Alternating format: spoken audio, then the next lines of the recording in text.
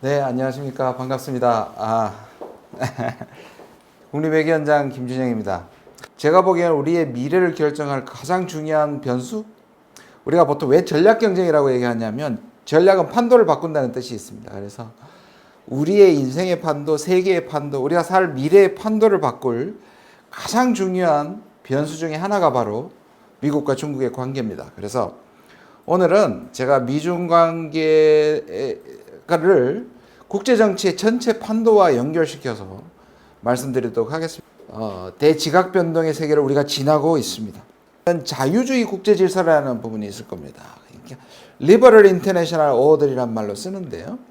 어떤 사람들은 이 자유주의가 한 200년이 됐다고 얘기하지만 제가 보는 안에서는 이게 하나의 시스템이 된 것은 결국 2차 대전 이후라고 볼 수 있습니다. 근데 이 자유주의 질서를 구성하고 있는 세 가지 축이 있는데요. 이 세 가지가 가장 중요하게 담겨 있어야지 자유주의 국제 질서라고 얘기합니다.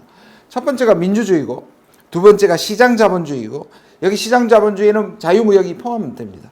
세 번째는 팍스 아메리카나, 하나의 완성된 질서로 자리 잡은 것은 2차 대전 이후거든요.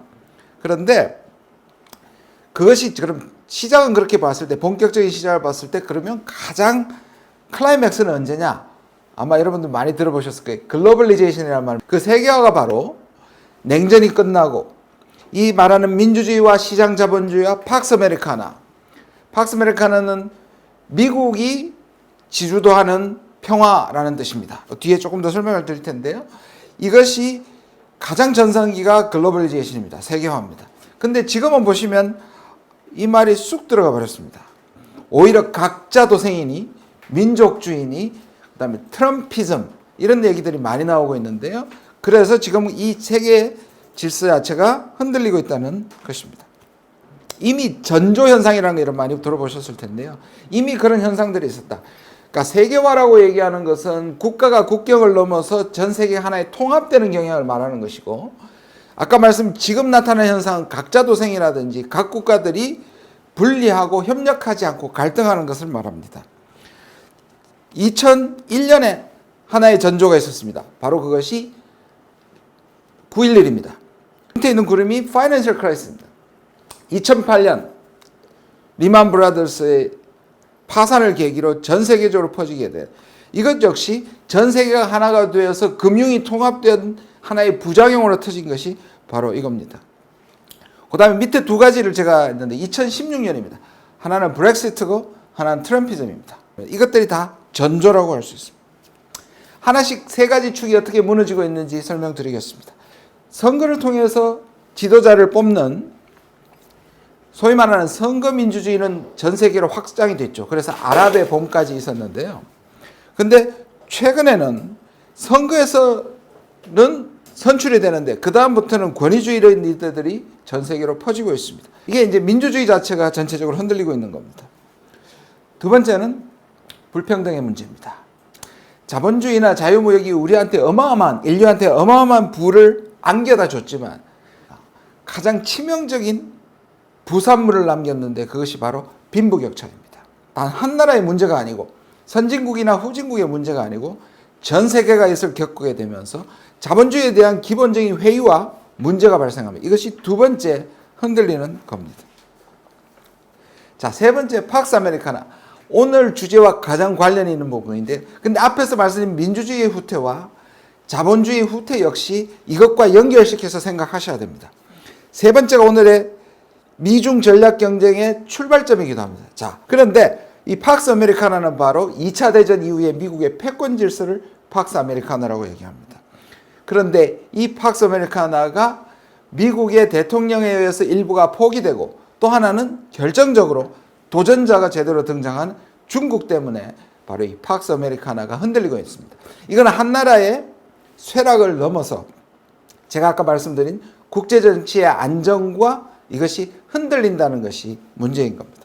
거기에 하나가 더 붙어 있는 것이 바로 이번에 우리가 지금도 겪고 있는 코로나입니다. 특이하게도 자유주의 국제질서는 바이러스가 전 세계로 퍼질 수 있는 최적의 인프라를 깔았다고 할 수 있습니다. 그러니까 금방 나타나는 반응들이 어떻습니까? 다 걸어 잠그는 거죠. 국경을 잠그고 걸어 잠그고 봉쇄하고 닫는 겁니다. 그 말은 정치적인 의미는 뭐냐면 이때까지 세계화를 버리고 각자 도생.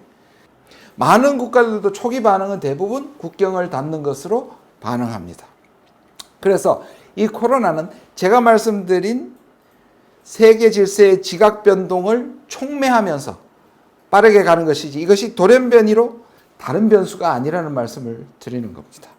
한 가지 더 현상을 말씀드리겠습니다. 정상으로 가지 않고 비정상 상태에서 상당 기간 가게 될 그런 상태를 뉴노멀이라고 얘기합니다. 그래서 뉴노멀의 특징은 불확실성, 불안정성, 불평등성. 미국과 중국도 마찬가지입니다. 미중이 계속 치고받고 밀당을 하는 것이 앞으로 수십 년간 계속될 수 있죠. 오히려 미중은 서로를 간보면서 또는 경고하면서 작은 충돌을 하면서 계속 이런 상태가 갈 거라고 생각이 듭니다. 둘은 직접 부딪히면 죽는 줄 아니까 계속 주변 국가들을 놓고 편가르기를 하고 그들을 통해서 자기들의 의사를 그래서 뭔가 전 세계를 이 두 국가의 경쟁 사이에서 끼게 만드는 굉장히 스트레스를 받게 되죠. 국제기구, 국제협력, 다자주의가 다 위기가 됩니다. WHO, 미국에 의해서 그냥 완전히 무시당했습니다. 그렇죠? WTO 지금 개점 휴업입니다. 여러분 바이러스에서 UN을 들어보셨나요? UN 아무 역할을 하지 못하고 있습니다. 자, 이제 글로벌 패권의 방향에 대해서 미중을 좀 더 집중시켜서 보도록 하겠습니다. 미국이 아직은 중국을 때리는 편이고 중국은 막아내되 반응하는 편이라고 볼 수 있습니다. 미국이 패권의 위협을 느끼기 때문입니다. 도전했던 국가들은 주로 소련이라든지 그다음 80년대에 일본이 있었지만 다들 미국의 국력의 40%를 넘은 본 적이 있는 국가가 20세기 이후 아무도 없습니다. 그러면 중국이 미국의 40%를 넘는 기점이 언제냐 하면 바로 9.11 직전이었습니다. 그런데 미국이 9.11을 맞고 나서 중국을 견제하지 못하고 이라크, 아프간 전쟁 10년간 중국을 완전히 고삐 풀리게 내버려뒀다는 것이 미국의 판단입니다. 지금 몇 퍼센트인지 아십니까? 67%에서 70% 정도 됩니다. 중국하고 미국에 워낙에 서로가 연결되어 있고 중국의 국력이 커서 이것을 미국도 피해를 감수하지 않고는 중국을 때릴 수 없다. 그래도 미국 내부에서는 뭐냐? 공화당이나 민주당 할 것 없이 지금 중국을 견제하지 않으면 추월당한다는 그런 공통의 공포가 존재합니다. 60은 미국과 군사동맹 또는 적어도 준군사동맹을 맺고 있는 국가의 숫자입니다. 60개국 좀 넘습니다. 그래서 60 플러스 알파라고 보시면 되고요. 110이라는 숫자는 중국을 무역 1위 국가로 가지고 있는 국가의 숫자입니다. 110개국 좀 넘습니다. 이렇게 보면 전 세계 모든 국가가 미중 사이에 끼어 있다고 보시면 됩니다. 근데 문제는 뭐냐면 미국의 결정적 약점은 뭐냐면 거리가 멀다는 겁니다. 네 가지 지점을 만들어 발화점이라고 제가 말씀을 드렸는데요. 지점을 이렇게 그어보면 중국은 치고 나가려고 하고 있고 미국은 이것을 중국을 봉쇄하려는 하나의 경계선, 봉쇄선이 나타납니다. 근데 여기서 문제가 뭐냐면 제일 이 발화점의 발화, 그러니까 이 충돌하기 가장 쉽고 그리고 충돌할 가능성이 매우 크고 중요성이 큰 건 아무래도 한반도라고 볼 수 있습니다. 한반도는 여전히 북중러 한미일이라는 냉전 구도의 잔재를 많이 약화됐지만 그대로 갖고 있다는 것이 바로 미중 대결이 가장 또다시 한번 이 우리를 놓고 갈등할 가능성이 가장 높은 곳이 되고 실제로도 그런 적이 있었죠. 바로 사드입니다. 제가 아까 말씀드린 것처럼 둘은 부딪히지 않으면서 편을 가르고 압박하는 주변 국가들에게 엄청난 스트레스를 주게 될 것이고 그 스트레스 중에 가장 많은 것을 받게 될 국가 중에 하나가 불행하게도 한국이 될 수 있다는 겁니다. 자, 미중이 충돌할 가능성에 대해서 세 가지 조건을 얘기합니다. 미국이 중국을 끊어내려고 하고 화웨이를 압박하고 이러면서 불만족이 커집니다. 아까 말씀드린 대로 국력이 비슷해졌습니다. 70%까지 따라왔습니다. 그리고 그 과정이 매우 빠릅니다. 자, 미국은 그 강함 때문에 오히려 쇠락한다는 얘기가 있습니다. 미국의 약점은 세 가지로 보통 보는데 첫 번째가 과도한 군사주의입니다. 거대한 군사 네트워크가 바로 미국이라고 생각하시면 됩니다. 미국은 이 거대한 군사 네트워크를 계속 유지할 수밖에 없고 이것이 미국한테 엄청난 부담을 주게 되고 약화될 수 있는 거라고 봅니다. 두 번째는 카지노 자본주의라고 얘기합니다. 이미 한번 펑크가 났죠. 그게 바로 2008년 리만 브라더스의 바로 재정위기, 세계 금융위기입니다. 그래서 미국은 기본적으로 카지노 자본주의가 다시 한번 2008년과 같은 것은 언제든지 일어날 수 있다고 보는 겁니다. 그게 두 번째 미국 패권 위기의 세트입니다. 세 번째는 미국의식 예외주의입니다. 미국의 기준에서 제대로 못하는 국가는 미국식 체제를 강제로 이식하려는 경향을 갖고 있습니다. 그것을 American Exceptionalism이라고 얘기합니다. 바로 미국이 스스로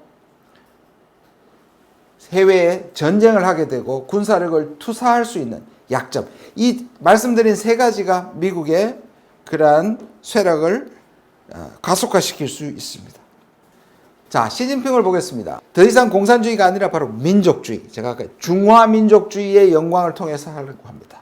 그리고 체제 경쟁을 미국과 하면서 중화민족주의의 체제가 미국보다 낫다고 얘기해서 지금 체제 경쟁을 하고 있습니다. 그런데 시간을 주면 중국은 내부적으로 시장도 크고 내부적으로 인구가 있기 때문에 중국은 충분히 자급자족이 가능하기 때문에 견디면 중국이 이긴다. 이게 중국의 전략입니다.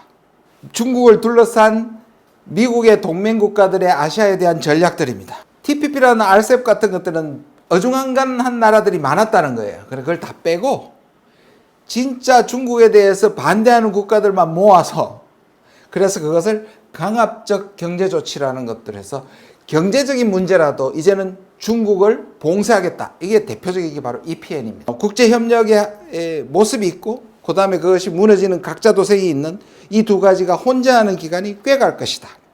그리고 그 중심에 가장 중요한 변수는 바로 미국과 중국의 전략 경쟁이다. 그러면 그 안에 말씀드린 것처럼 제일 미중이 놓고 서로가 상대방을 시험하기 좋은 것이 바로 또 한반도인 겁니다. 그러니까 갈림길에선 한반도라고 볼 수 있습니다. 미중 패권 갈등이 동북아의 세력 판도를 흔들면서 우리한테 압박을 하고 있습니다. 그런데 우리는 여기에 대한 우리의 지렛대는 뭐냐? 바로 한반도 평화 프로세스입니다.